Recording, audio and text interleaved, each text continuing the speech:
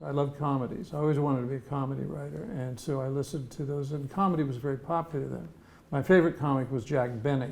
Jack Benny was a master, and he also had the best written shows and treated his writers better than anybody else. Comics in those days resented their writers because they liked for their audience to think that they just made all this stuff up that they were saying. So there were various degrees of hostility. Bob Hope was famous for treating his writers badly. As a matter of fact, the mythology about that was that he had this house in Toluca Lake, but had sort of a balcony inside, and on Fridays when the writers were to get paid, he'd stand up there and throw them their checks. And he'd put them on 40-week contracts, knowing that they couldn't do anything the other 12 weeks because they were gag writers, which is a breed that doesn't exist anymore.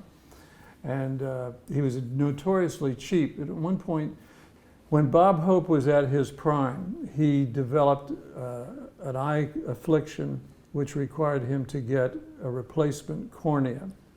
And 5 people wrote in offering to give their eye to Bob Hope. And as one of his writers said, he'll take all 5. So that was kind of very typical of the attitude of comics towards writers, with the exception of Benny, who was always a gentleman and whom the writers loved.